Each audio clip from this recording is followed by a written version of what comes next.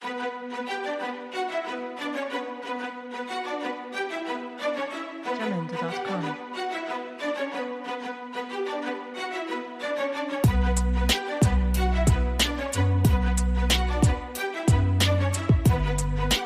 Jamendo.com.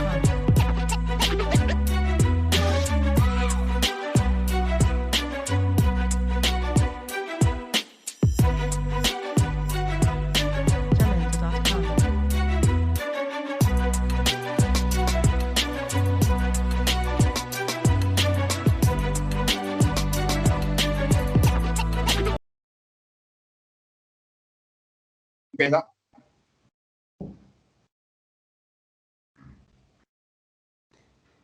El pasado año lo acabamos en la India con más de 250 millones de personas protestando, de agricultores, de campesinos, protestando ante las medidas injustas que estaban planteando desde el gobierno. Pero esto va más allá, y como ya analizamos en una primera entrega con el compañero Óscar Díaz, estas protestas están creando realmente un escenario que abre las posibilidades a un cambio profundo y estructural en la India.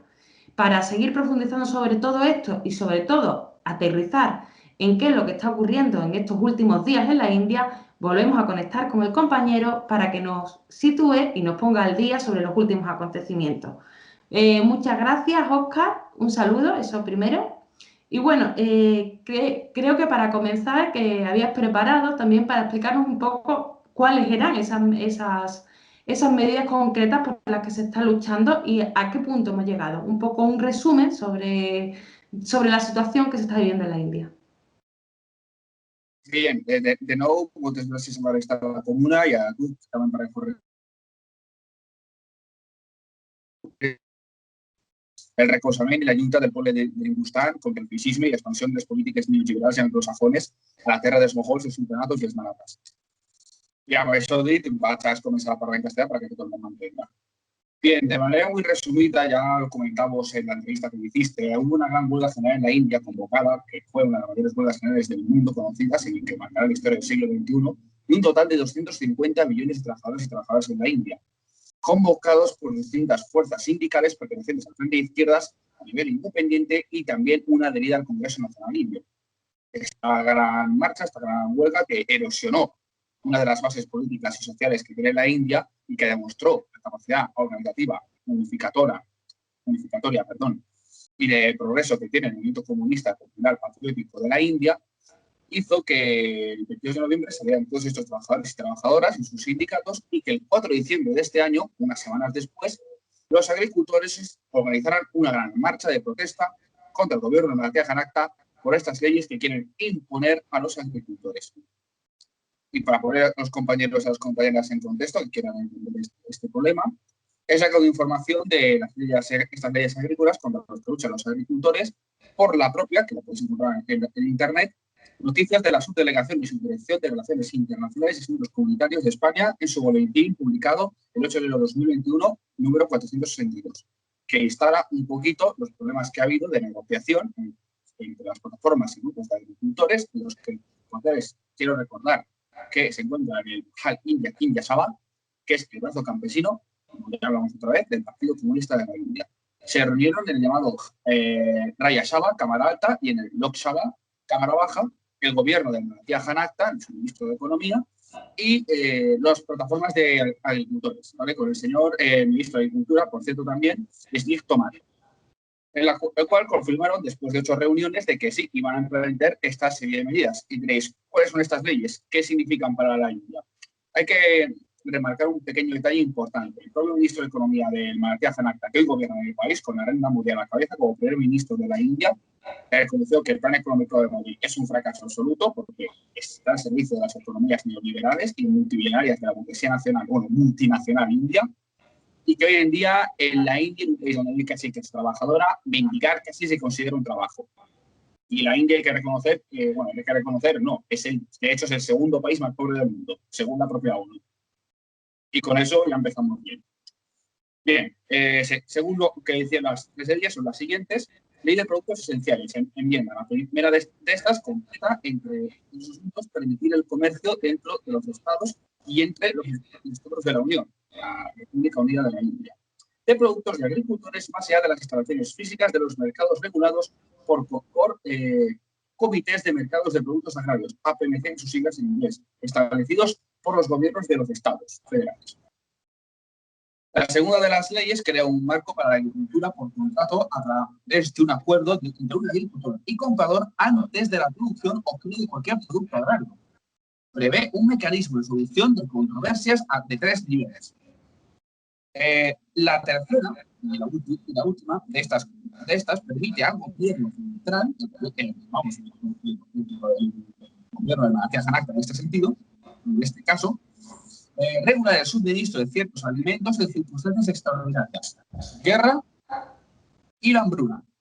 Los límites de existencias solo pueden imponerse a los productos agrícolas si hay un fuerte aumento de los precios. Una de las organizaciones de las agricultores que se han opuesto aquí, pues obviamente conocido al India King's Sabha, se ha puesto total y definitiva estas 3 leyes. Recordemos que la India es un país donde los campesinos cobran un total de 10 rupias al día. 10 rupias, si no recuerdo mal, equivale a un euro aquí en España. Una vaga mierda. Es reducir al campesino aún todavía más duro. Además, el tema del tercer punto es preocupante. Tened en cuenta que el Malatia Janakta, que por cierto su definición en castellano significa Partido Popular de la India, y eso está traducido en castellano, de India al castellano, lo que lo estoy comentando. Lo digo porque sí, aquí en España hay que buscar picosillo por la solidaridad y los puntos en común. El tercer punto es muy preocupante porque es que uno de los programas del Malatia Janakta, aparte del odio segregacionista contra los musulmanes, que luego si quieres puedes preguntarme sobre el tema porque también he habido mucha movilización por eso, es que es un partido que llama a la guerra contra Pakistán constantemente y a la permanencia del conflicto en Cachemira. La India lleva intervenido en Cachemira desde la independencia, desde la primera guerra indio-pakistaní, que costó 3 millones de vidas y 10 millones de desplazados por parte de los dos países, entre la República Islámica Pakistaní y la República Unida de la India, y eso hoy continúa. La India lo que necesita es progreso y paz en sus países de alrededor, incluidos Bután, Birmania, Nepal, Sri Lanka y sobre todo Pakistán y China. Si van a la guerra constantemente, esto simplemente es un mal intento de hacer un Estado fascista que tiene el poder muy bien estructurado en el sistema del gobierno y también en la justicia, que se empodere a las plataformas de los nuevos campesinos que hoy quedan en la India activos y que cada día cogen más fuerza. Como obra de ello ha sido visto el 26 de enero de este 2021, Día de la República Unida de la India, que el Fuerte Rojo fue tomado por los agricultores tras una serie de protestas, una serie de tensiones provocadas por el policía, mayoritariamente por la policía, al contrario de lo que está diciendo los medios de comunicación aquí, algunos grupos en Occidente como El País o algunos grupos como los Modi Media, o sea, televisiones nacionales de la India servidas al gobierno de Malatia Janakta o al gobierno realmente de chaqueteros del poder, básicamente, que han intentado demonizar y atacar a los punjabíes sikhs que han ido a protestar mayoritariamente contra el gobierno de Modi, llamándolos nacionalistas e independentistas del Punjab, que no tienen nada que ver. Pero hoy en día ha dado de resultado la toma del Fuerte Rojo con agricultores que hoy en día su mejor arma son sus manos, sus azadas, sus tractores, sobre todo sus tractores, y la solidaridad que se está mostrando en una India que cada día que pasa ven que pueden mejorar algo más de lo que tienen. No es una India solo de pobres, es una India que progresa y avanza. En ese sentido, también creo que es interesante porque hay que conocer un poco más de la India, que ya hablamos en la otra entrevista, que es un país que de alguna manera lo conocemos solo por tópicos, pero no conocemos realmente en profundidad cómo funciona. Y hay una cuestión importante. Efectivamente, se convocan estos últimos actos el día de la conmemoración de la Constitución de la India. Y bueno, quería que nos contaras un poco también sobre por qué es tan relevante esta fecha y de camino también rompiendo con esos mitos que hay sobre la India. También es llamativo cuáles son las imágenes que portan los manifestantes, como la de Chandra Bose y una serie de líderes más que resultan muy chocantes porque desde aquí la India poco menos que Gandhi y poco más, ¿no? Bien, la India hoy en día son 3 personas: Gandhi, Santa Teresa de Calcuta y Apu Subaduraka en Los Simpson. La India no es eso. O sea, tenemos los grandes medios de comunicación, una versión occidental de interés político de perpetuación sobre el movimiento obrero tras la caída del muro de Berlín, donde se sustituyen las imágenes de reivindicación social, proletaria y antifascista, podríamos decirlo incluso así, del siglo XX a sustitución de imágenes y tras una serie de tergiversaciones, mucha más media, mucho dinero y mucha propaganda, para que influya en el movimiento obrero y popular de otros países. Santa Teresa de Calcuta era una gran mujer, Gandhi era un revolucionario de izquierdas. Apu 5 para los Simpsons, libros de historia de la India, 0. ¿Vale? Y esto es un gran problema. Esto es un gran problema porque hoy en día, en la India, ¿vale? En 2019 sí que es verdad que salieron muchos retratos de Mahatma Gandhi en las protestas contra las leyes segregacionistas que ya impuso el Mahatma Janakta desde 2014 y las buenas fueron desde 2019, que eso ya fue el acabose, ¿no? Yo creo que fue ya el inicio del principio del fin de un gobierno que cada día va, por su poco peso, va a caer, pero con mucha organización detrás de los camaradas también, hay que decirlo, ¿no? Las cosas no salen solas y a veces Occidente aprende de una puta vez que esto no es una cuestión de modas, es una cuestión de valores, ¿no? Y la India tiene muchos. Y como valores entendemos ya no solamente tal vez la figura de Gandhi en la lucha por la independencia, pero es que Gandhi no era una persona de izquierda ni un revolucionario, era un conservador. Gandhi formaba parte de la línea conservadora del propio Congreso Nacional Indio, ¿vale? Había estado estructurado en su convención, había luchado durante mucho tiempo por el Imperio Británico, fue abogado de estos en la guerra de los zulúes en Sudáfrica y se notó un gran racismo por su parte, por cierto, contra los negros, ¿no? Contra los africanos de Sudáfrica. Pues la historia está en que sí, me parece muy correcto que en el historiográfico se reconozca a Gandhi ciertos méritos, pero no era un revolucionario ni de izquierdas. El tío boicoteaba el movimiento campesino, chivaba a comunistas, apoyó la decisión de Churchill de meter al Raj británico de manera ilegal en la Segunda Guerra Mundial, es decir, la India en la época colonial. Es decir, Gandhi está muy lejos de ser una persona de izquierdas. Y en las grandes figuras, como ya has comentado antes, de estas grandes marchas de agricultores y revueltas populares que tienen ambiente de revolución, no están los retratos de Mahatma Gandhi. No están los retratos, ni los llevan los agricultores, ni los están llevando todas las acciones revolucionarias que están detrás. Tanto trotskistas como los maoístas, como los que han venido de la izquierda histórica del Partido Comunista de la India, el AIX o el Partido Comunista de la India marxista, que es la cabeza del Frente de Izquierdas. ¿Quiénes son esas figuras de los cuales aparecen en los libros de historia de la India, pero sí que aparecen en la tele y la gente pues desconoce?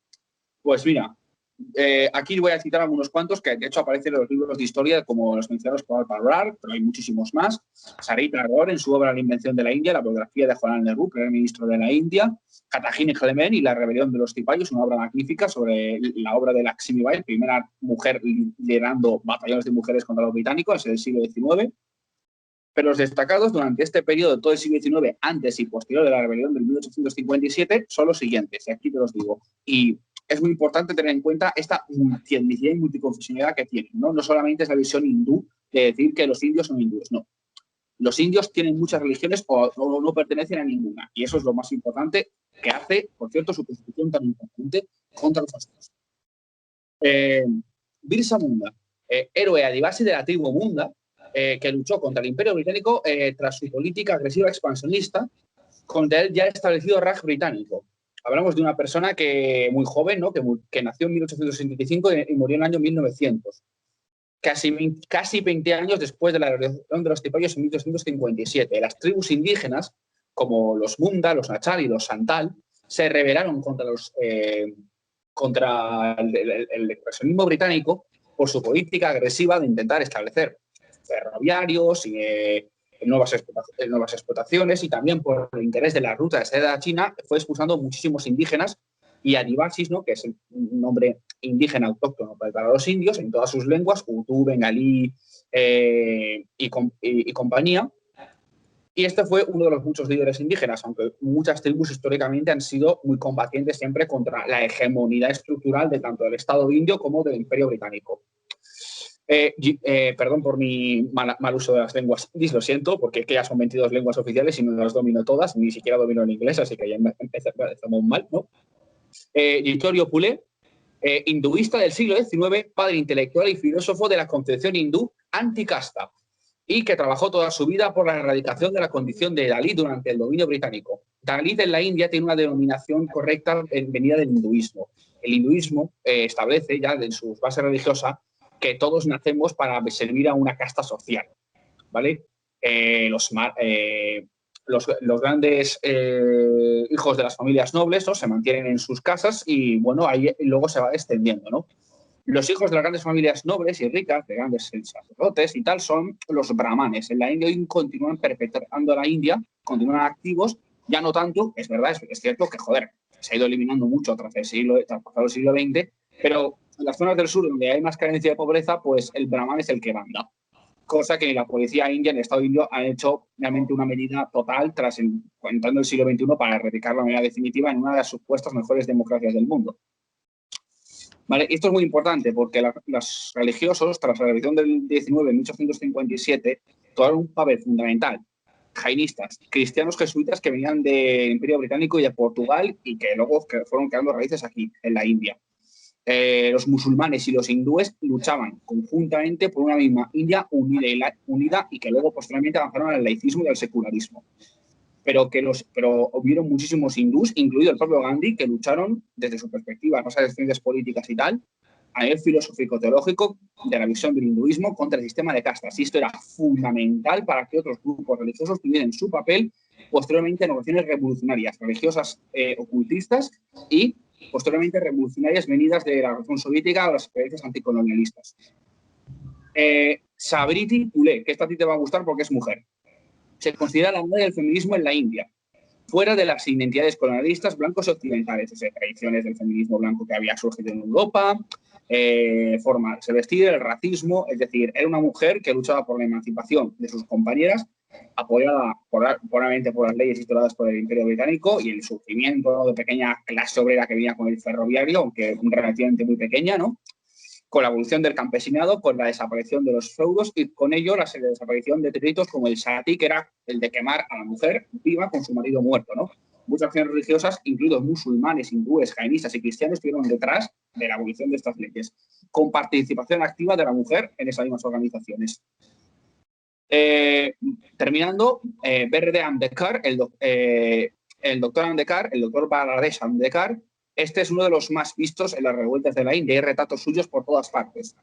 Venido de la casta Dalit, un delgado intocable, un tío que solamente podía dedicarse, según el rito hinduista, a limpiar curos de caballos y alcantarillas. El pobre de los pobres, que lo llaman en la India. Un revolucionario en la India y amigo de los laboristas más radicales de Gran Bretaña. El hombre estudió en Delhi, estudió en Londres. Dominaba 5 lenguas, era un auténtico diario, era un tío muy listo y muy valiente. Y fue el redactor más importante que tuvo la Constitución de la India, porque estamos hablando de un país donde hoy en día no se están enfrentando el fascismo contra grupos agricultores populares y revolucionarios. Es la cosmovisión de la India. Una cosmovisión hindúta, que supuestamente es aconfesional, pero que por encima de cualquier otra religión está la nuestra, el hinduismo, ¿no? Protegido por un paramilitarismo fascista. Y luego tenemos la India laica y secular, que apoyan desde el Congreso Nacional Indio hasta los maoístas, y mira que entre ellos hay hostias, ¿no? Contra una visión errada de la unidad del pueblo indio. El pueblo indio lleva unido desde 1857. Y lo que se está buscando con el hindúta es abolir totalmente la laicidad de la Constitución. Y Ambedkar es el hombre, es la esfinge antifascista, podemos decir así, más grande que hay en la India, porque fue de la casta Dalit, un budista de muchas religiones de la India, que redactó mayoritariamente él la Constitución de la India y que, de hecho, no militó en el Congreso Nacional Indio y fue muy crítico con Gandhi por sus posiciones conservadoras. Era un tío con mucha cabeza, un tío muy inteligente. Y tenemos a Bhagat Singh, Punjabi, y uno de los fundadores de las primeras organizaciones revolucionarias panindias y socialistas de la lucha por la independencia de la India, la Asociación Republicana Socialista de Hindustán. Este hombre fue muy conocido porque nació en 1907 y murió en 1931 y fue ahorcado por el Raj británico por una acusación falsa de haber incendiado una casa jurado británica que él dijo que él nunca había sido, ¿no? Y no habían pruebas ni contra él ni contra los otros 2 compañeros que los ahorcaron, ¿no? Y le dijeron, el juez británico y la autoridad colonial le dijo, oye, tal. Y de hecho, el Congreso Nacional Indio también le invitó a hacerlo. Dijeron, oye, tal, mira, déjate de historias, dinos dónde está la Asociación Republicana Socialista de Hindustán, dónde está el Gadar, el partido revolucionario del exilio que estaba en la India, y te dejamos suelto.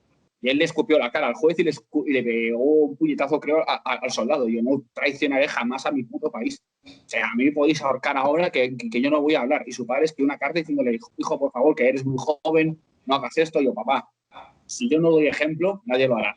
y lo ahorcaron a una edad muy joven. Y este es el padre de los socialistas en la India, desde los naxalitas hasta el frente de izquierdas. Y estos son los retratos de la India.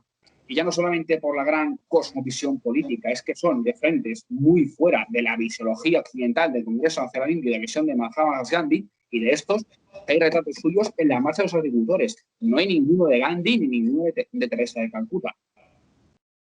No es una lucha por el antifascismo siquiera, que podría ser, y lo es, de hecho. Es que esta vez la lucha por lo que es el padre de la cuestión de la India y el legado de casi un siglo de lucha contra el Imperio Británico.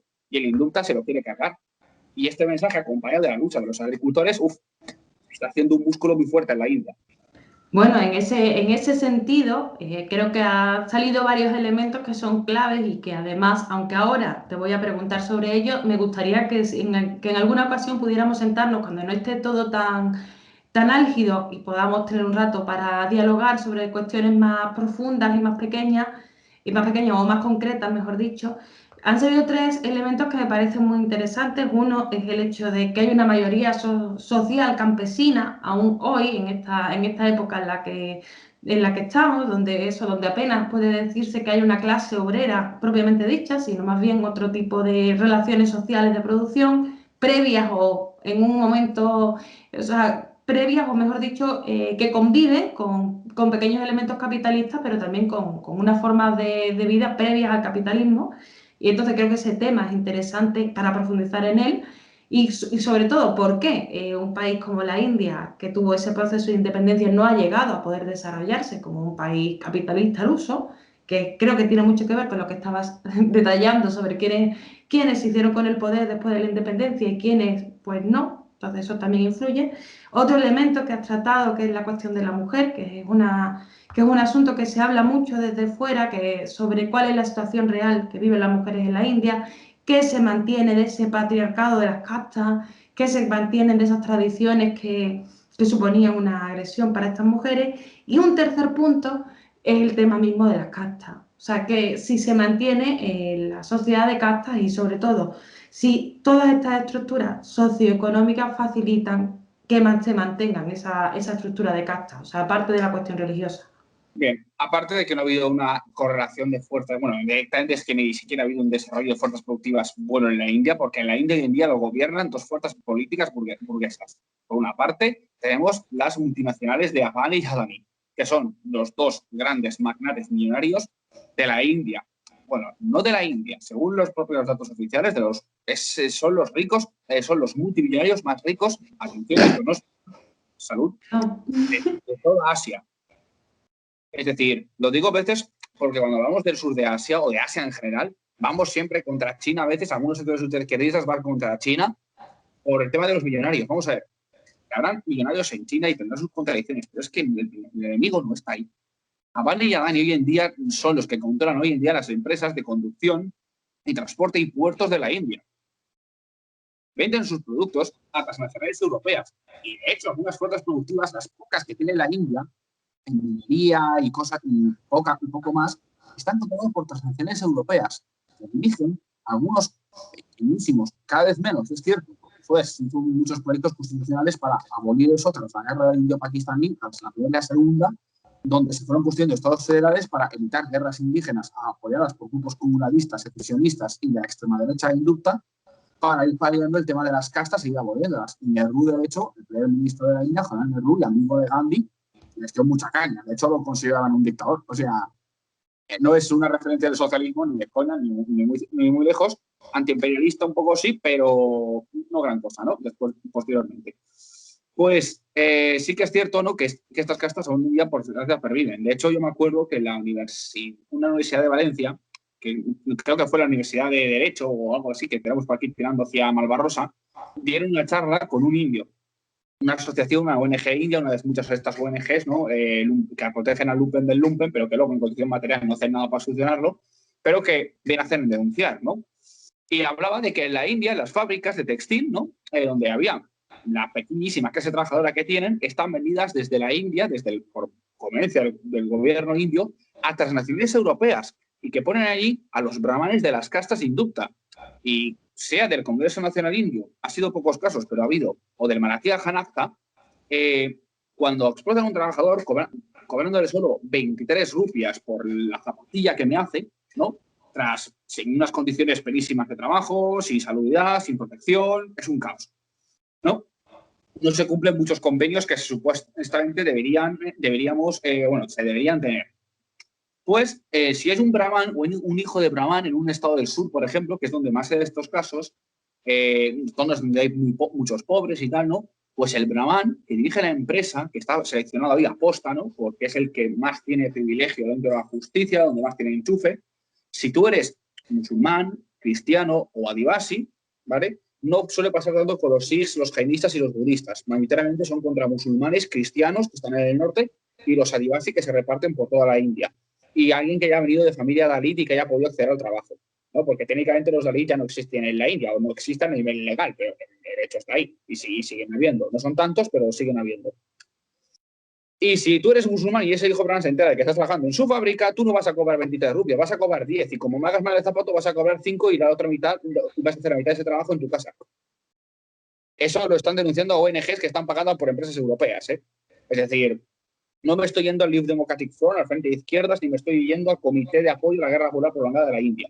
Estoy hablando de un tema grave donde no ha existido un desarrollo de fuerzas productivas y de la poda que ha habido se la está vendiendo Europa. Y que la controlan hoy en día son dos magnates multimillonarios que simpatizan con el fascismo del Maratía Janakta. Y que, de hecho, proactivamente se sospecha ya que incluso los han financiado de alguna manera.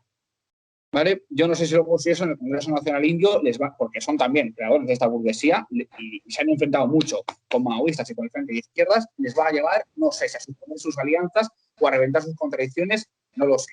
Ojalá que lo hagan porque sus sindicatos están en las marchas de agricultores y también están apoyando estas revueltas y apoyó la huelga general del año pasado. Y sobre el tema de la mujer, mira, en la India, si hemos extrapolado, ¿no?, el mensaje que tenemos de análisis occidental sobre las mujeres en países desarrollados y ricos como España, Francia, Alemania, Inglaterra, bueno, Gran Bretaña, Irlanda y tal, pues bueno, hay una batalla ideológica siempre entre los sectores mujeres socialistas, ¿no?, frente al feminismo liberal o a unos grupos denominados feministas marxistas, ¿no?, pero que marcan siempre ciertas diferencias, ¿no?, con los grupos socialistas de mujeres, ¿no?, que van hacia el sector del proletariado como vía de solución final, ¿no?, más que al feminismo de manera muy ortodoxa. En la India, el feminismo que hay, ¿vale?, aparte por esta mujer que te dije y otros grandes elementos femeninos de revueltas contra los británicos que fueron muy importantes, incluso ante la Segunda Guerra Mundial, organizados en el ejército incluso. Hoy en día en la India destacaría dos mujeres muy importantes. Brinda Karat, del Partido Comunista de la India Marxista, de su grupo político, una entrevista que hizo en 2019, en las últimas elecciones de la India. Esta mujer habló incluso de liberar presos políticos maoístas y cuestionó la alianza del Frente de Izquierdas y daba nuevas mesuras a las alianzas con el Congreso Nacional Indio contra el Maratía Janakta. Es una mujer muy inteligente y yo la considero una rival. Y luego está Andurati Roy, que es una periodista india que estaba perseguida por el Maratía Janakta, que recibió amenazas de muerte por un trabajo que realizó llamado Caminando con los Camaradas. Un trabajo de 50 páginas de entrevistas que ella realiza a la guerrilla naxalita de la India, que pasó con ellos prácticamente de 1 o 2 meses en la selva de Ardakaranya. Esta mujer, ¿no? No sé cuál es su posición hoy en día sobre las revueltas que vive la India. Yo sospecho con el pecho que los apoyará, pero esta es una de las mejores expliques internacionales que se han hecho porque es la que mejor ha investigado a nivel periodístico sobre la guerrilla naxalita en la India, ¿vale?, que también tiene cierto respeto a las masas populares. No es la vanguardia ni por asomo, ¿no?, y yo creo que están un poco desgastados la guerra prolongada, pero estas dos mujeres son las más destacadas. Y por parte a mí me gustaría aportar también a una autora, militante del Partido Comunista Maoísta de la India, a la que yo tengo de referente por un libro que se titula Crítica al feminismo de Occidente. El nombre probablemente lo pronuncie mal. ¿Tú? La conozco. O sea, no me acuerdo de su nombre, pero sé quién es. Lo voy a decir tal y como se escribe, pero no, probablemente lo diga mal, ¿no? Anuradha Gandhi, que Gandhi debe ser como Martínez, ¿no? O sea, sí, así es. Sí. Apellido más común, ¿no? A ver, que nadie se confunda. Es que es un apellido, es como Díaz o Rendón o García, ¿sabes? Hay gente que dice, hostia, Gandhi ha follado con todo el mundo. A ver, con sus nietas sí, pero con toda la India no. Porque esto lo pueden ver niños, por Dios, Oscar, también, o sea, cuidado. Bueno, pues así para no extendernos mucho, porque yo creo que es mucho mejor que vayamos siguiendo la actualidad y profundizando en otros temas, o sea, en estos temas, en estos mismos temas que estamos hablando, pero quizás focalizar más en temas como en realizar entrevistas más temáticas para seguir profundizando. Entonces, yo creo que podríamos ir dejándolo aquí, añadiendo pues tu coletilla final, lo que quieras tú añadir para que la gente sepa cuál es la última hora ahora mismo en la India, en este momento que es Solamente 28 de enero a las 7 de la tarde, hora de Madrid. bien, pues comunicar solamente primero, gracias a la lista de la comuna de nuevo por entrevistarme y dar voz al pueblo indio. Solamente quiero definir dos cosas. Lo primero, los convocantes a la huelga general de la India y los que son hoy en día parte de la vanguardia de la lucha de los agricultores que están ahí en la India. Bien, aparte del All India Kisan, que es el brazo campesino del Partido Comunista de la India, que tiene una gran fuerza en las masas populares, está también el All India Kriska Mahotor, que es básicamente la coordinadora, es uno de los comités de coordinación de agricultores que hay en la India más fuertes, ¿no? junto con el brazo campesino de la India, con el cual comparten cierta línea táctica, ¿no? Y se puede ver por la marcha de los agricultores. El Congreso Nacional de Sindicatos de la India, el Congreso Nacional Indio. All India Union Congress, Congreso de Sindicatos de la India, adhiere al Partido Comunista de la India. India Mazor Sabha, la Asamblea de Trabajadores de la India. Center of India Trade Unions, Centro de Sindicatos de la India. Trade Unions, Al United Trade Union Center, Centro Sindical de Unión de toda la India. El Centro Socialista Unificado. Hay muchos grupos comunistas en la India que no están dentro de centro de izquierdas, pero que están ahí, apoyan esta marcha y que eso no son más importantes, es la unidad, ¿no? Luego está el Centro Coordinador Sindical del Bloque Avance India, partido fundado por un militar que cooperó con las fuerzas del eje y el imperio japonés a su vista para acabar con el imperio británico por la gran represión que estaban viviendo por la Segunda Guerra Mundial, por la entrada ilegal y la entrada de Kerala, por Churchill, para el ejército británico, aposta, por cierto. El Bloque Avance India, con el Centro Sindical, ya lo he dicho, la Asociación de Mujeres Autónomas, que es el Self-Import Women's Association, que es el brazo de mujeres del Partido Comunista de la India marxista. Es verdad que en la India hay un gran patriarcado, como hemos comentado antes, no hay clase obrera, por lo tanto tampoco se puede dar una mención de una mujer, sí, casi ni clase obrera, viven de lúmpenes, pero todos en la India, sindicatos de los de aquí, del Frente de Izquierda y del Congreso Nacional Indio, el Congreso Nacional Indio coge con pinzas, sí, pero todas estas fuerzas sindicales, maoístas, socialistas y del Frente de Izquierdas, todos tienen protagonismo de la mujer, con sus sarís, con la bata, tapadas, con el velo, o yendo incluso más liberales con vaqueros y todo. Pero todas están ahí protagonizadas y estoy subiendo fotos constantemente de ellas. Y es muy importante tenerlo en cuenta, una lucha donde los agricultores, pues mayoritariamente, son hombres de la comunidad Sikh del Punjab. La Federación Progresista Laboral y el Congreso de Sindicatos Unidos del PSR, el Partido Trotskista del Frente de Izquierdas, están en esta marcha. La marcha que origina la India no es solamente una marcha de los agricultores contra las leyes populares, que ya es la base fundamental. Es que además es la lucha por la unidad del pueblo indio contra el segregacionismo contra los musulmanes tras las leyes del 2019. Es por la emancipación y por el autonomismo de la mujer en una sociedad donde prácticamente los adivasis los quieren dejar como si fueran ni siquiera seres humanos. Es decir, no se puede violar el derecho humano sin un derecho humano, y ese es el objetivo del Mahatma Janata. En 2014, los migrantes de Mahatma Janata subieron a un bus público y violaron a una niña de 15 años, entre 5, que era adivasi. Dijeron, no nos va a pasar nada porque somos adivasi. Y encima, uno de los es el hijo de un brahman. Y tanto el Congreso Nacional Indio, los Saris Rosas y el Frente de Izquierdas y el sector femenino y compañías salieron diciendo, pero ¿de qué vais? Porque esto ya no solamente es una cuestión de patriarcado profundo en un país donde no hay fuerzas productivas desarrolladas, es que quieren coger la comunidad multiétnica y multipersonal de la India y dividirla en dos y reducir sus derechos de clase a los intereses de un partido que sirve a multimillonarios y a la guerra. Insisto, tras las leyes del segregacionismo, de las nuevas leyes de ciudadanía, del National Register of Citizens, el Registro Nacional de Ciudadanos y otras leyes de carácter reaccionario que se tienen en la India, se tiene claro una cosa en el país, al contrario que dice el Modi, que son todos nacionalistas contra independentistas de la India como los Bengala Oriental con la Liga Musulmana. No son la Liga Musulmana ni tienen nada que ver. Salen con banderas de la República Unida de la India y con la casta y grupo a los cuales cada uno de ellos pertenece. La lucha de la India no es una lucha, son unas leyes injustas, que lo son y que son importantes de acabar. pero es una lucha por la emancipación de la clase trabajadora, bueno, por la creación de esta directamente, por la emancipación de los campesinos y su protagonismo en la lucha por una India mejor, con el protagonismo de la mujer y en su papel constante educacional y popular en esta lucha, con participación, por cierto, de los estudiantes, de los sindicatos y los multiconfesionales indias, de la multiconfesional de la India, sus confesiones religiosas, los jainistas, budistas, cachemirenses, budistas. El enemigo de la India no está en un templo rezándole a una meta, no está en una iglesia rezándole una cruz, no está en Pakistán, no está en Pekín, no es Cachemira, no es Nepal, no es Sri Lanka. El enemigo de la India está en Nueva Delhi. Es el fascismo. Es, el gobierno es un gobierno que tiene un grupo paramilitar, que es el RSS, que según dijeron en el 2019, con las protestas contra las leyes del nuevo Registro Nacional de Ciudadanos, oye, si les parece mal que les lancemos piedras, pues algún día les lanzamos bombas. Y el 22 de enero ya mataron a 10 musulmanes en el 2020 en un nuevo intento de purgas que hizo la monarquía Janacta y que encima el gobierno de Modi promocionó, atacando la unidad del pueblo indio, su multiconfesionalismo y su tolerancia.